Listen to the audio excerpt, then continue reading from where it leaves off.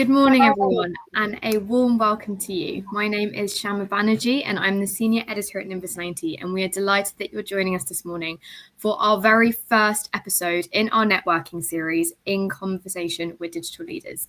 So this series is all about getting a front row glimpse into the IT strategies of different industry disruptors and how they build their digital advantage, as well as giving you the chance later on to discuss your challenges with experts from Equinix, our sponsor for this series. So there is a Q&A box at the right of your screen. If you have any questions for our speakers during this time, please do put your questions into that box. You can put them in anonymously or with your name, that's up to you, but we encourage you to just put in as many questions as you have and we'll come on to those later in the session. So today we are hearing from Mark Howell. He is the technical expert and IT facilities services manager for EMEA at Ford, and we'll be digging into the transformation journey that he has led there. So Mark is an IT professional with over 30 years of experience. He's worked in many industry sectors, including automotive, outsourcing, banking, stockbroking, pharmaceuticals, oil, local government, and charity. So a lot of experience that he'll be sharing with us this morning. He joined Ford's Accelerated Solutions Center in 2001, and he has managed Ford's European data centers from 2006 to 2011. Today, he is a member of Ford's cross-functional corporate technical specialist group.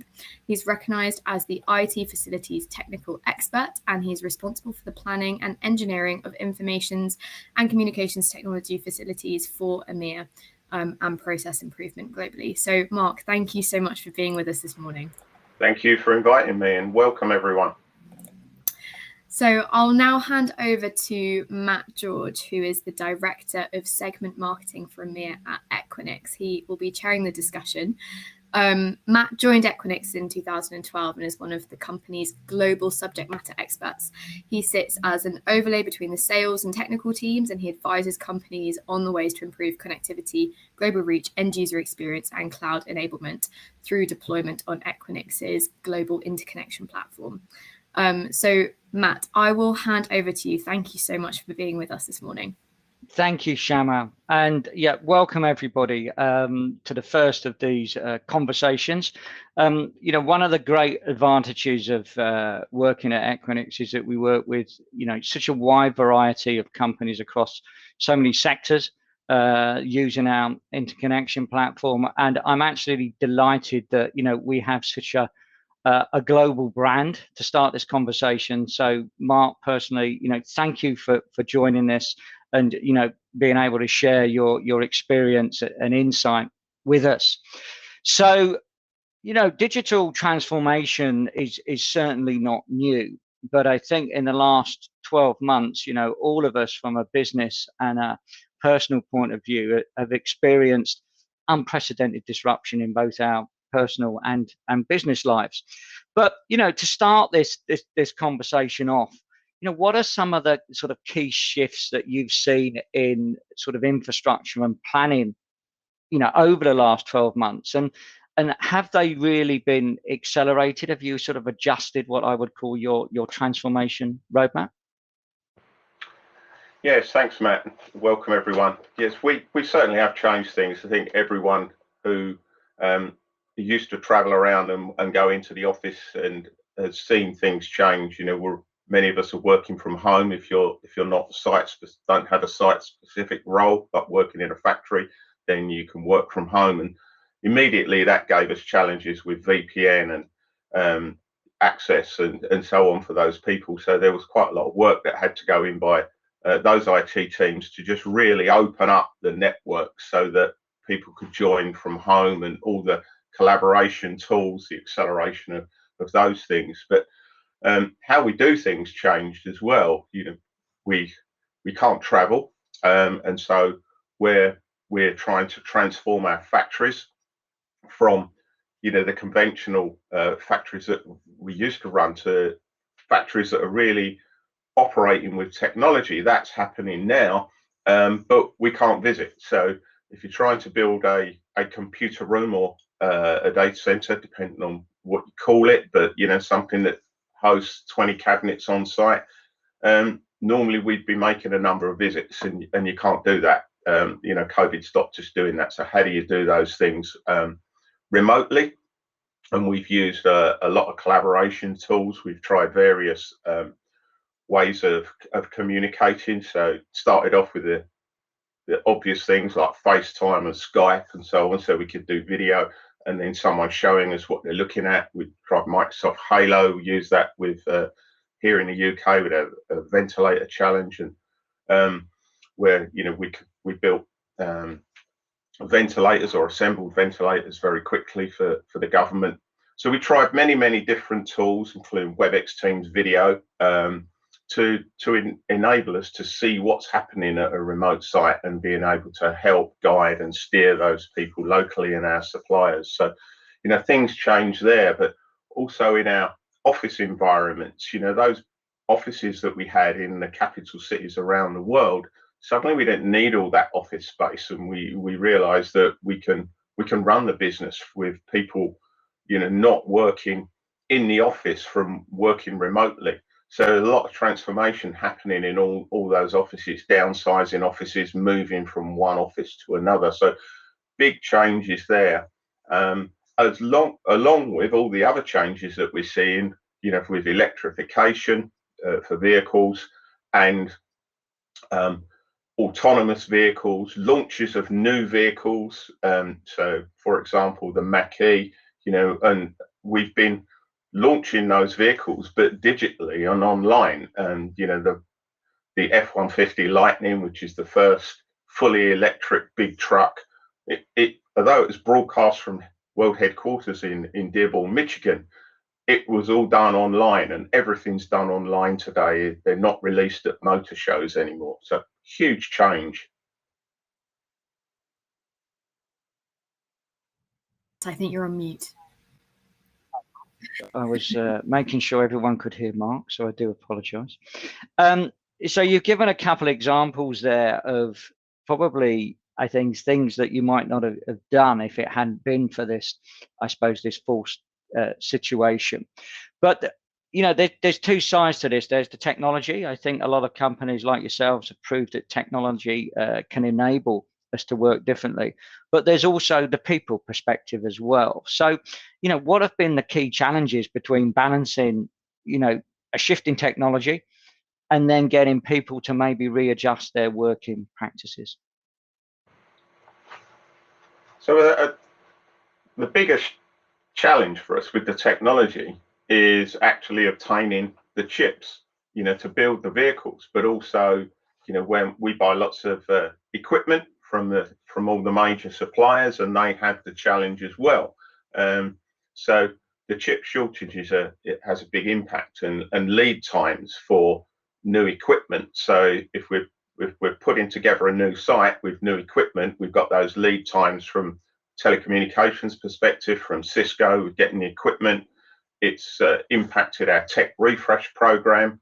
And then there's also the technologies for those people who are now working from home. How do we get them the equipment to work from home? Our IT site management team and our asset team did a fantastic job in enabling people to come in, collect their equipment and take it home, or if necessary, dispatch that equipment so they could set up equipment at home to work. And it's all that remote support from what we call our tech lounge, the IT guys that provide that support. And the tech lounges in our buildings are loved by our customers, because they can literally walk up as they go to the canteen, for example, or if in a smaller office, they've got the guys there, and they can just go to an office and they'll help them and solve problems and give them some advice and guidance. But doing that remotely was a completely new thing, really. There was a small amount, but now it's changed to that's the major way that they have to work to support people that are working from home.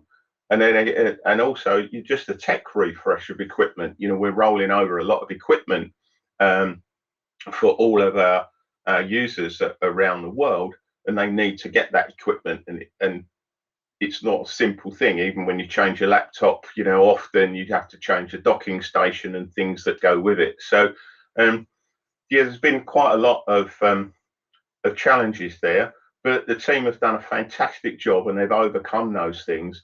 And the patience of people has been fantastic as well. Our customers, people have learned patience. Myself and Matt were just talking about that, you know, from broadcasting from home, for example, how those things have changed, and you know, noises in the background and so on we put up with. So the patience of people has been absolutely fantastic. And you know, we've been able to give them the platforms, make changes to WebEx Teams and bring those things up to date to enable them to collaborate more. So there's been significant change to the technology, but there's also been significant change from the way people behave. And I see a lot more tolerance as well from people. Yeah. So picking up on that collaboration part, and you know, Ford, a huge company, so you've got offices, locations, you know, all over the world. Have you noticed? Well, I suppose let me phrase this in two ways. You know, has the IT function within the company become more central or more important? And again, have you seen? You know, sometimes you have areas which maybe work in silos, sort of networks, data centers, clouds. You know, everyone used to have their traditional cost center sort of set up. So have you seen that come together? And how do you sort of see that maybe going forward? So from the perspective of myself, you know, I collaborate with a number of teams.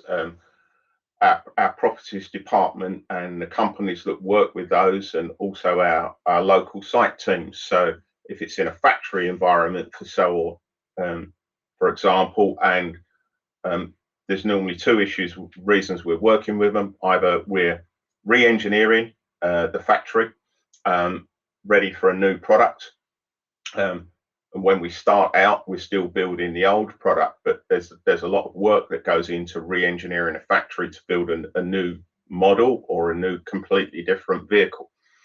We also provide those guys with support as well. So if there's problems, we need to work with those. Our properties department manage all the engineering, so the buildings, the equipment in those buildings, and so on, and they have to work obviously with us from the IT side, because we're providing all those telecommunications cabinets and wireless access points and cables for them to plug in all that equipment.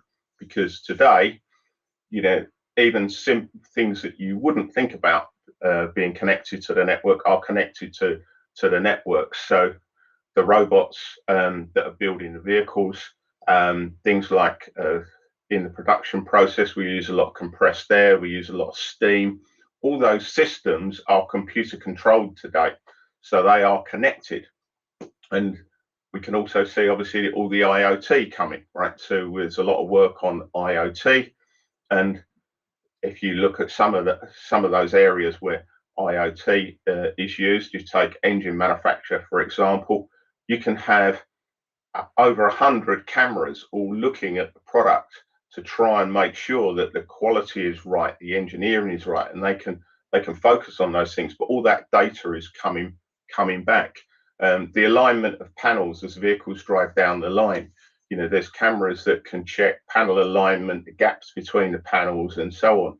That's all technology that needs to connect to the network. So we have to make that network work, and we also have to connect that back to our enterprise data centers, which are in Michigan. Vehicle scheduling, so the vehicle coming down the line, what color it's going to be, the type of vehicle, what wheels it's going to have, and all those trim things is all coming from the vehicle scheduling system, and all coming, you know, just in time to the line. So yeah, IT is highly involved in everything we do, and that's just increasing exponentially in the factories.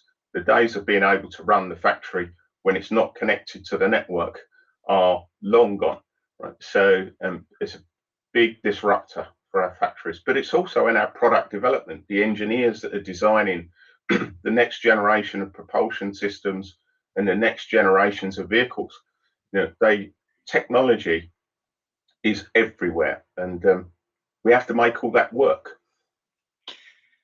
So digging in a bit deeper to that, I think what you've described there and how we at Equinix view it is very much, you know, you have an IT core, and you have an edge, and the edge can be slightly different for different companies, for different sectors.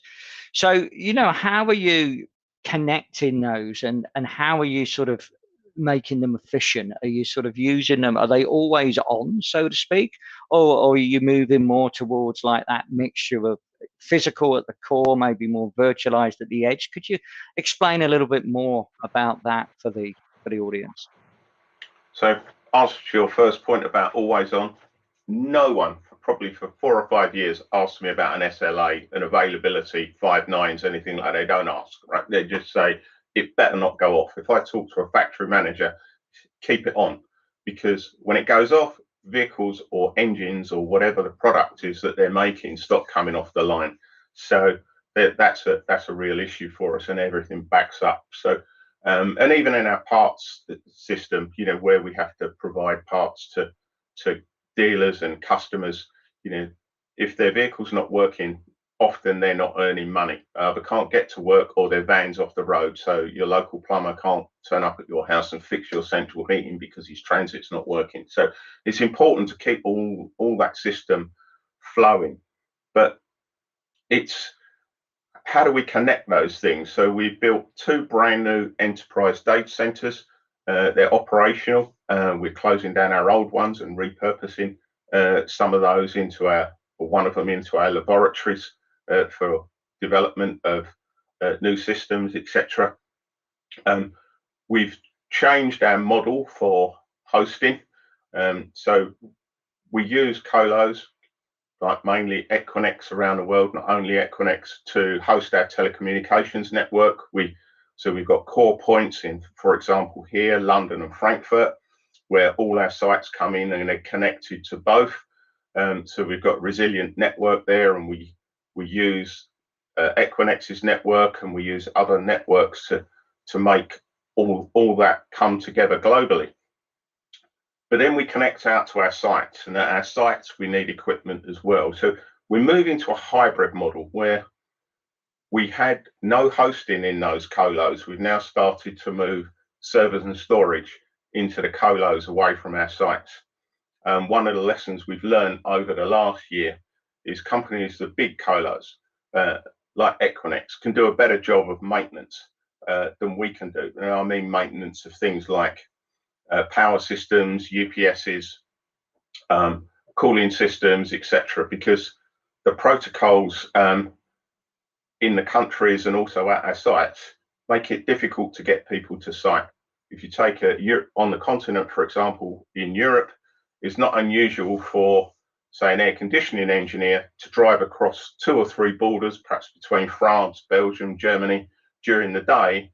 That couldn't happen anymore. So whereas as key infrastructure, the likes of Equinix have been able to do a good job of maintenance, and maintenance is important to keep things working. So that's something for us. So we're now starting to move equipment that we can into colos, because that will give us more resilience, but it also changes the way that we have to pay for that equipment as well, right?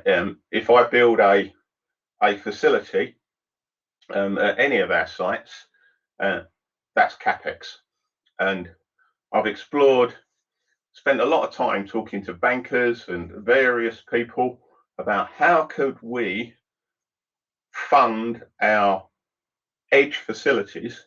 So I was planning to build 2 modular facilities last year, and one of them would be operational now if it hadn't been for COVID. But we're not going to build that one. And the reason we're not going to build it is we're moving all that equipment into Colo in London.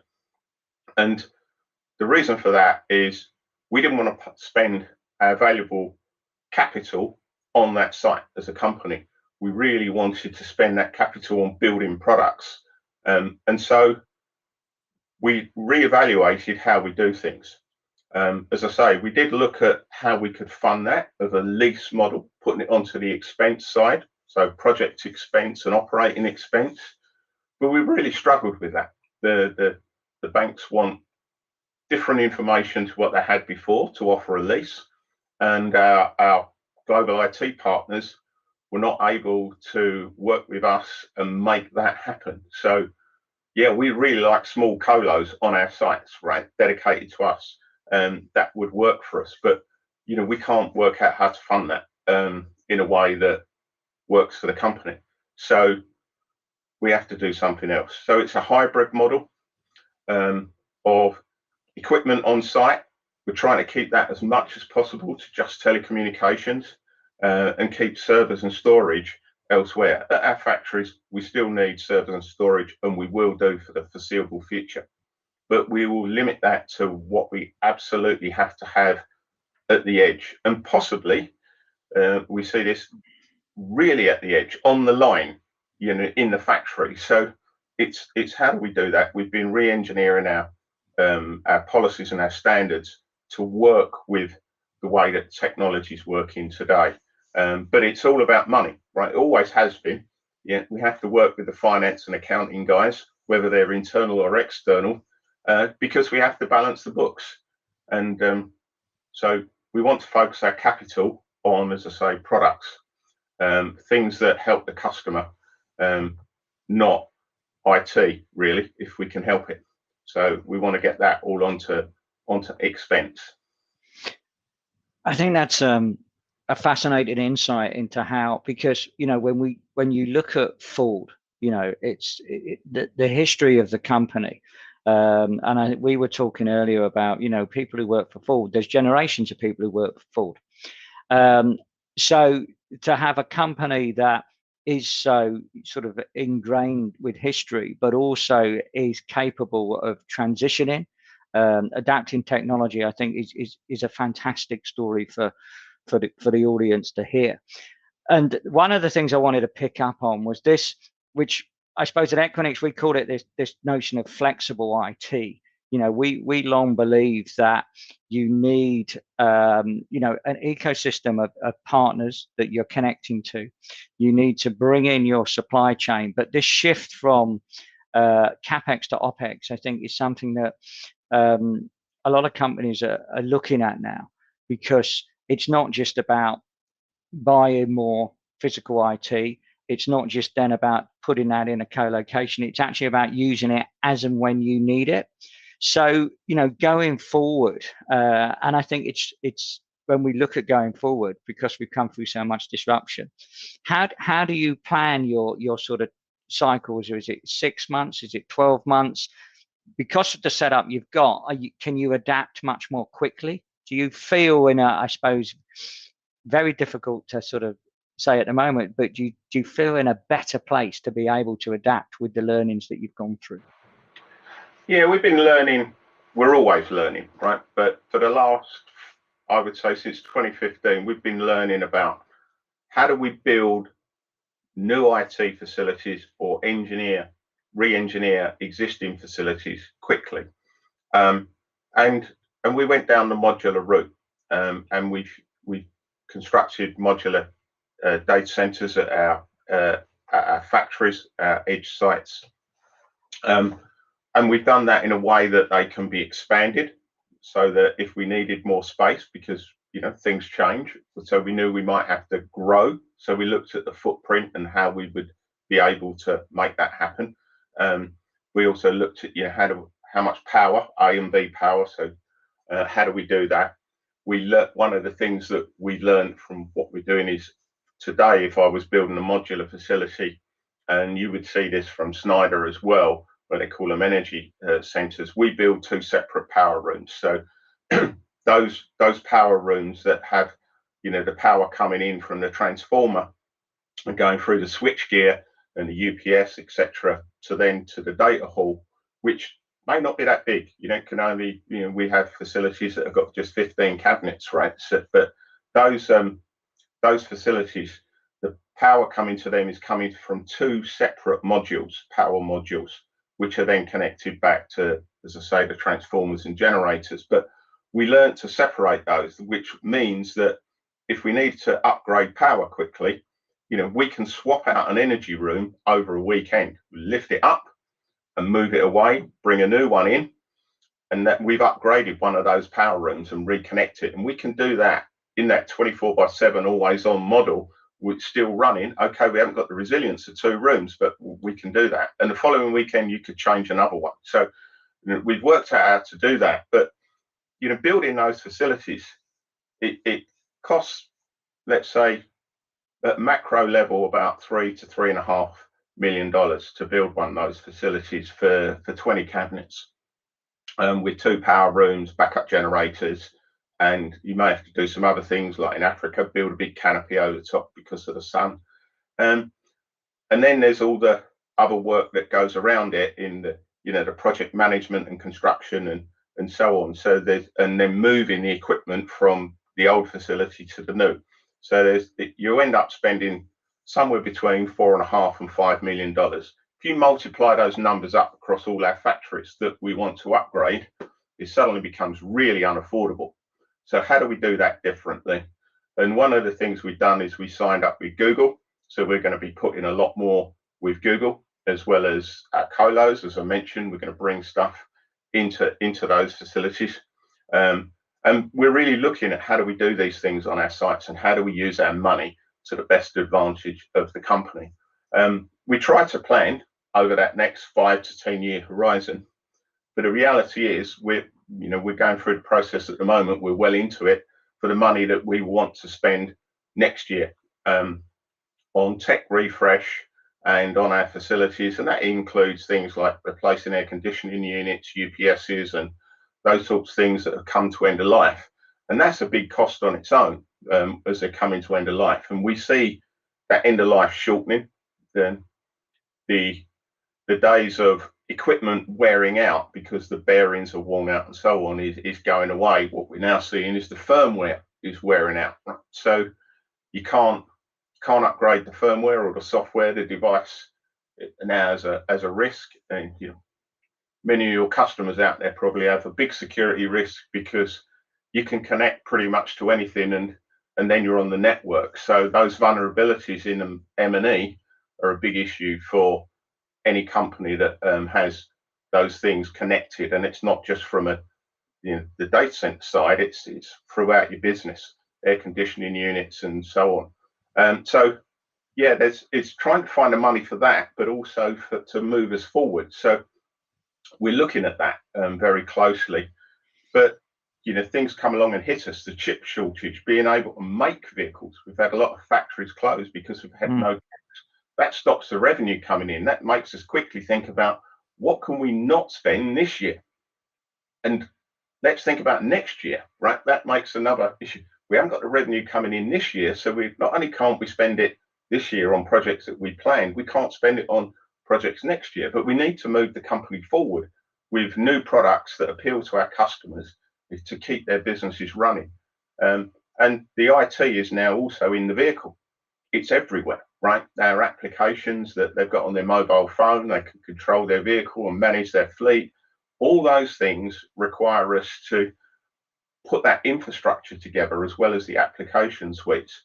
So although it's high up the stack at the top, the bit where the customer and our staff are looking through that pane of glass on their smartphone or on their browser, below it is infrastructure that powers that. And a lot of people don't understand that.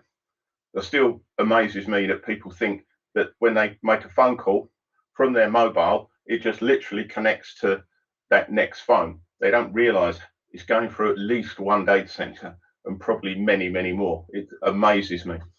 Well, one of the things when people say to me, who do you work for? And, because we're not a consumer-facing brand, and I say Equinix, there's usually a puzzled look. Then when I say that 90% of the world's internet traffic touches one of our locations, they then suddenly become a little bit more interested.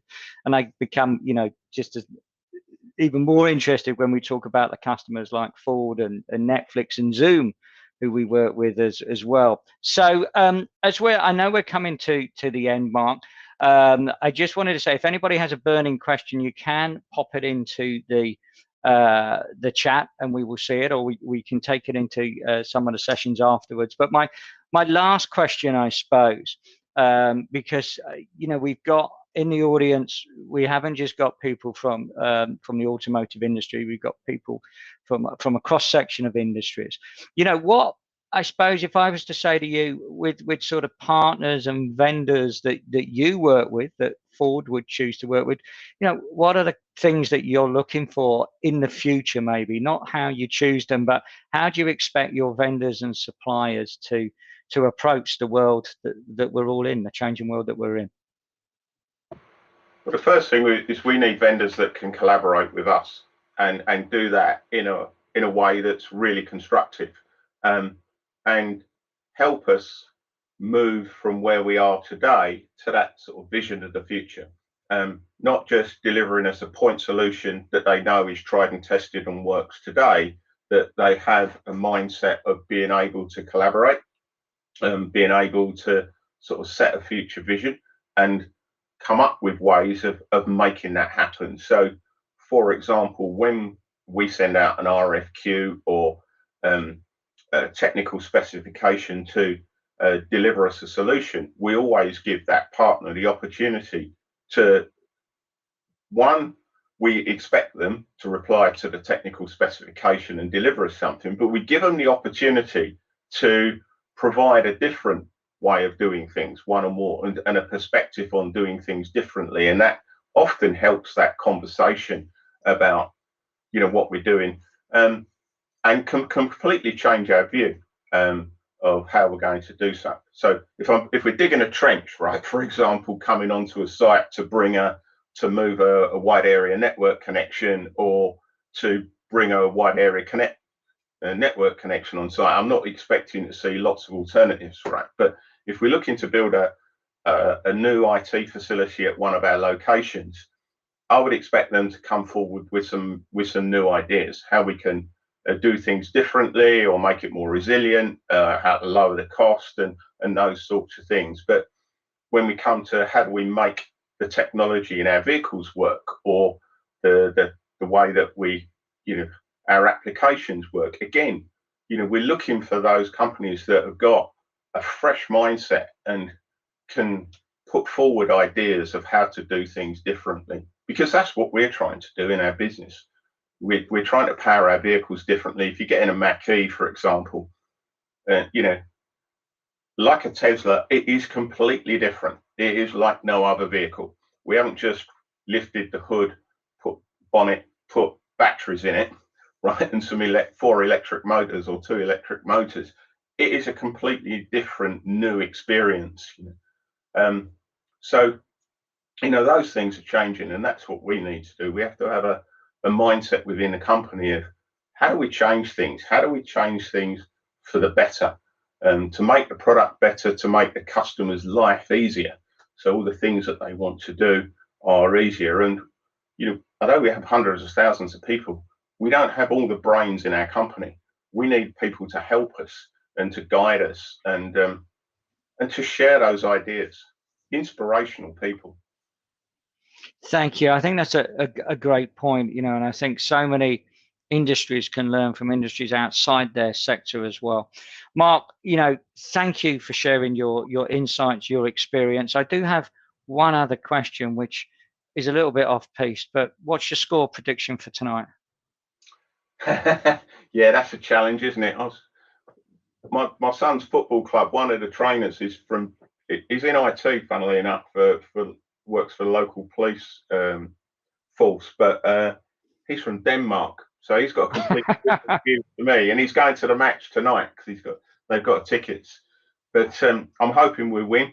I'd love to win, by 2 goals, but we'll have to see. Yeah, we get overconfident at times, don't we? We've all been there. I've talked to my son and my daughter, and they just think we're going to win, right? And yeah, you've always got that nagging doubt, haven't you? Particularly if it comes to penalties, right? So, and we saw what happened last night with penalties. So, if we get through, then we're up against Italy. 33 matches unbeaten. They know how to play the long game. Right? It's a bit like many world champions, like Lewis Hamilton. They know how to play the long game. They've learned that, and it all comes to count at the end, doesn't it? It's not just the first. That's right. Minutes when you're excited. We'd love a goal in the first 2 minutes. Good. So we're going for the win. Fantastic. Mark, thank you. I'm going to hand back to Shama. to wrap up. Thank you. Matt. Thanks both for that conversation. We do have 10 more minutes for Q&A. So if anyone has any questions that they would like to ask Mark or Matt, or just kind of post to the group, please do add those into the Q&A. It's on the right side of your screens. It should be quite clear in a little bar. Do add questions into there. We do have a question that's come through earlier on, just around, is anyone else thinking of downsizing offices and provisioning remote working forever? So I don't know, Matt and Mark, if you have thoughts on that. Well, we're funny enough in the sort of pre-talk when we were backstage, we were discussing that. So I'll give an Equinix answer, and then I can hand over to Mark, because he was telling me some interesting insights. So I think you know, as I said at the beginning, we talk to a lot of companies, and this is a key subject from our own point of view. Our office space will change. You know, pre-pandemic, we were developing a much more collaborative approach. I think all of our offices were hot desking. We have offices that are standalone and are also connected to our data centers as well. But the majority of that was hot desking. The majority of what I would call our corporate offices all have collaborative floors and workspaces. And they're sort of, you know, conforming to the local guidelines in terms of how we return to office. But I think it's more about, we touched on it, it's going to be about the mindset of people, and, you know, how people work. We know that technology helps us, as we're all sitting here discussing this morning.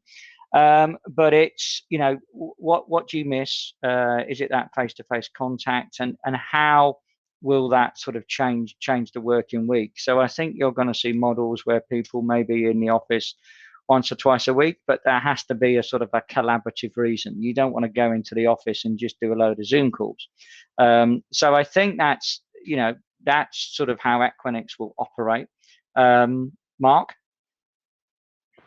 Well, we have those two types of people, what we call site specific, the people who work in a factory that have to be on site to do their job, right? So although things have changed for them, they've worked out how to do that, and most of those changes have been around the COVID protocols. But the people that can work remotely are working remotely. And what our HR team have done, and they've done a fantastic job over the last 15, 16 months, and did before, but you know, they've helped us there, and we've surveyed all the staff right globally, and we've asked them, you know, how would you like to work? Would you want to go back to the office full time? Would you want to stay at home full time, or would you want to do something in between? So sort of options are, you know, 2 days in the office, 3 days at home, or perhaps 1 day a month in the office, right? You know, and so they've looked at that, and you probably won't be surprised that most of those people want a hybrid model. And they're not looking to be in the office all the time. So we were already, as Matt just said about Equinix, changing our offices, and they've been gradually changing to be much more collaborative. But we've accelerated that. When people go back to the buildings, if they've not been there for 15 or 16 months, they're going to see it very different. They're changing quite rapidly. But again, it comes back to affordability. How much can we afford to spend on those buildings when we really want to focus our money on products? So buildings will change. We look at most of the capital cities here in Europe and elsewhere, where we lease space in either we lease the whole building, or we lease you know, parts of a floor or two, or parts of a floor. Those are changing. You know, we're shrinking offices. We're moving from a larger office to a smaller office. All those things are happening right now, and that's because people are not going back to the old way of working. We know that, and things are changing. That gives us a challenge in IT, because the technology is there, right? So we have, if we change offices, even if we shrink an office, as we've done quite a few recently, if you're shrinking the bit where the wide area network connections come into the IT cabinets, and the IT cabinets that are there with the switches for the LAN, etc., and all the wireless access points connecting back to those switches, that all has to move, right? So it gives us a challenge. And then obviously if you're establishing a new office, we need to set all that up. We're waiting on the telcos to put the new WAN connections in before we can deliver the cabinets, and that gives us a challenge again with COVID, sending cabinets across borders and then getting them installed on sites, because we can't send the conventional team there anymore. We did one in Denmark, funnily enough, thinking of football tonight, not long ago, right? Just a few months ago, and the cabinet manufacturer, their van got impounded, so they couldn't go back, right? So they had to leave the van, right, at the site, and it should have been making its way back to the UK. Challenges like that we get, where suddenly people have to leave the country due to COVID and just walk away. We're having to change our deployment model, how we make those things happen. And again, we have to collaborate with people to do that. Yeah, thanks, Mark, and thanks, Matt, for your responses. We do have a handful of really interesting questions coming through the Q&A, and I'm aware we've got 4 minutes left. So I think if we can maybe get through as many as we can now. We've got a question coming through here from Mark Sims. So Mark, thank you for putting this in. He says, do any of the systems that you described today communicate/integrate with emerging connected car technologies, Mark? What insights do you have to share in what connected vehicle smart transportation means for interconnectivity? Well, smart vehicles takes us into all sorts of things that people are not thinking about, so I think people do think about those things that they can do, their personal productivity from their vehicle, but certainly quite a lot of the things that are required for autonomous vehicles are not something that the person who's in the vehicle is actually working with. So for example, the vehicle is communicating with vehicles ahead, right? So when there's a vehicle around a corner braking or stopped, you can't see it. You can't see it today. We've all had that experience. You come around a corner and stamp on the brakes, right? The vehicle knows that vehicle in front stopping or stopped, and it's already taken action. Lane changing, for example, the vehicle will change lanes if it needs to, and do that very quickly, as someone was explaining to me recently. He got a little bit surprised, but he didn't hit the vehicle because the vehicle steered it round. Those things happen. They're working with the street furniture. Things. There's going to be a lot more technology by the road. Your vehicle doesn't need to know that the traffic lights the other side of Paris are working, but it needs to know what the next 2 or 3 are doing. So all that technology needs to happen. So there's a vast amount going on to make that infrastructure work. You won't be surprised that individual motor companies don't want to pay for that infrastructure.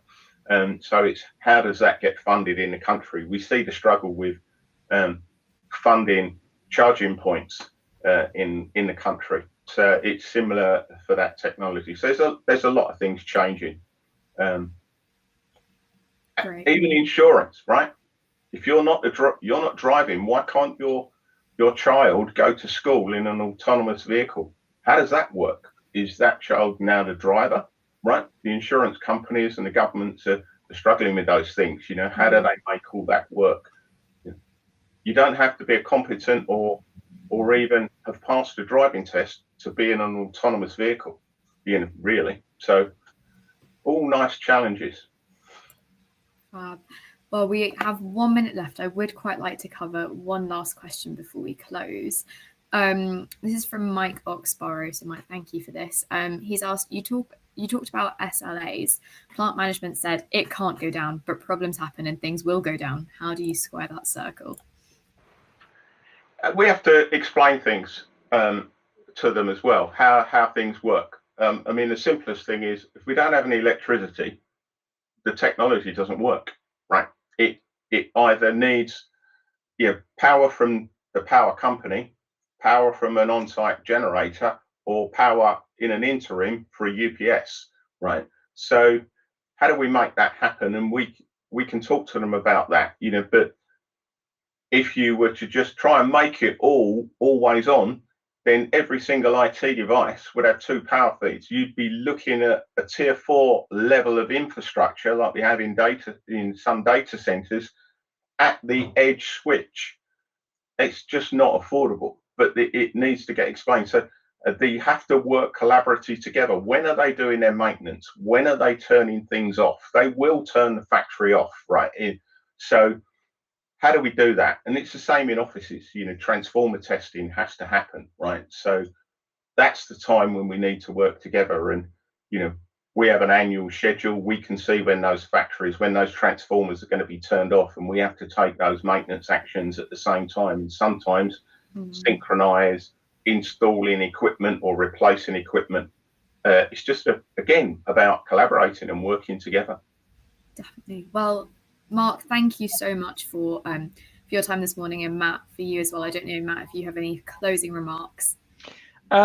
I just want to say, this is the first conversation we've had in this style. So I think it's hopefully the audience has found it insightful. I've personally found it, great talking to Mark, hearing, the sort of the depths, and also I think as a customer, you see innovation on the front end of a car, but the detail that goes into that planning, but most importantly, the interconnectivity and how important IT is. So thanks again. And we look forward to sort of welcoming some of the audience back or new members in the series to come over the next weeks. So thank you. Definitely. Thanks both so much.